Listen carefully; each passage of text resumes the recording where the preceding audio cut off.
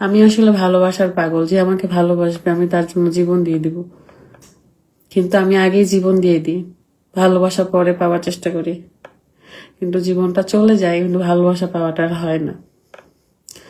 তো আপনারা বিথিকে অবশ্যই একদিন চিনবেন, যে বিথিকে আপনারা অহংকারী বলেন না, আপনারা যারা আমাকে দেখেন নাই কখনো তারাও বলেন অহংকারী। আমি জানি না কি দেখে অহংকারী বলেন, আমি নাকি অহংকারী, আমি দেমাগী, আমি হচ্ছে মানুষের ভালো সহ্য করতে পারি না, ভালো সুখ সহ্য করতে পারি না। একজন বলুক, একজন মুখ ফুটে বলুক যে আমি তার সুখ দেখতে পারিনি। আমার মতন, আল্লাহ সাক্ষী আছে, আমার মতন কেউ খুশি হয় না কেউ যদি উন্নতি করে। সবাই ঠকাইছে আমাদের, সবাই আমাদের জীবনে ছোট, আমি বিশেষ করে, সবাই এই জীবনে তো ঠকানোর আপনাদেরকে শেয়ার করতে পারি তবে একটু একটু করে, কিন্তু ছোট থেকে ঠকে আসছি জীবনে। হ্যাঁ, কাছের মানুষদের কাছে, পরিবারের মানুষদের কাছে। ছোটবেলাটাও অনেক কষ্টে কেটেছে। তো অনেকে ভাবেন যে আমি আমার অতীত ভুলে গেছি, না। আমার কেন এত ধৈর্য জানেন? আমার জায়গায় অন্য কেউ হলে হয়তো মিডিয়ায় ছেড়ে দিত, বা কখনো উচ্ছৃঙ্খল ব্যবহার করতো, সবার সব গোপন তথ্য বা সবার সব হিস্ট্রি, সবার পাস্ট, বা সবাই কিভাবে চলে বা কি করে সবকিছু বলে দিত, কিন্তু আমি এগুলো পছন্দ করি না, করিও না। তো আমার ধৈর্যটা এই কারণে, কারণ ছোট থেকেই আমি সবকিছুই শিকার হয়ে আসছি, সবকিছুই প্রতিবাদ ছোটবেলায় করতে পারতাম না, এখন প্রতিবাদ করি। ছোটবেলা থেকেই সবকিছু ধৈর্য ধরে সহ্য করে আসছি, তো এই জন্য এখনো পারি ধৈর্য ধরতে।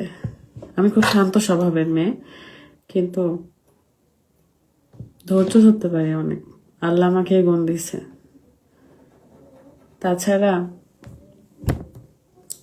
আমার মতো মেয়ে যদি চাই, তাহলে কিন্তু এনি টাইম হচ্ছে নোংরামি কাজ করে টাইম লাইনে থাকতে পারতাম। আমি সবসময় চেয়েছি যে আমি নেগেটিভ ভাবে কখনো ভাইরাল বা সেলিব্রিটি হতে চাই না।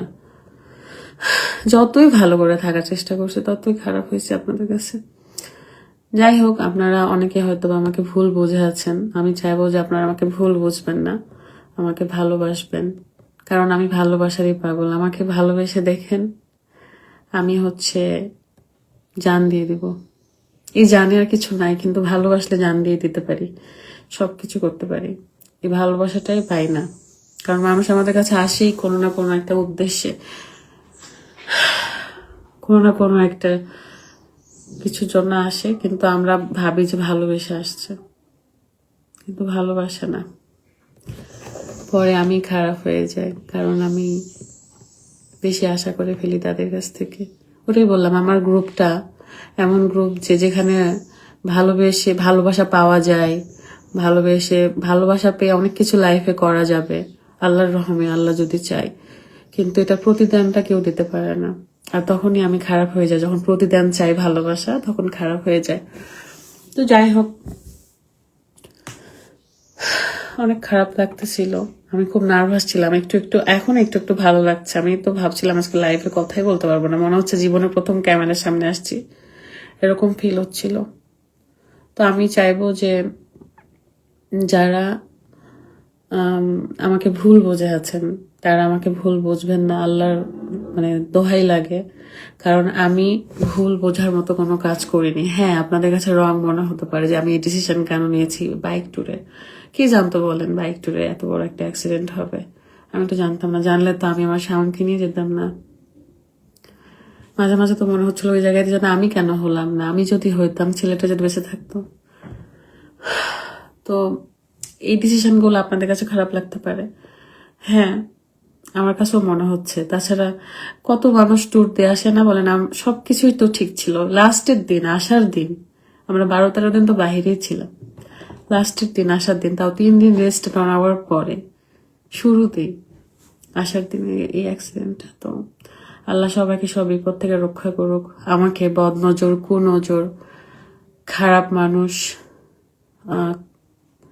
যারা মনের ভিতরে অনেক প্যাচ রাখে, সেসব মানুষ, যারা অভিনেত্রী মানুষ, আমার জীবনে আর না আসুক।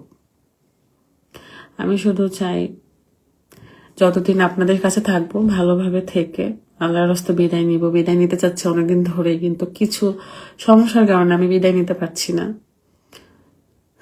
তবে হঠাৎ করে এরকম লাইভে এসে বিদায় নিব, চলে যাব, আর কয়দিন মা, একদিন মরতে হবে। সারা জীবন এগুলো করলে এই জীবনও ধ্বংস, পরের জীবনও ধ্বংস।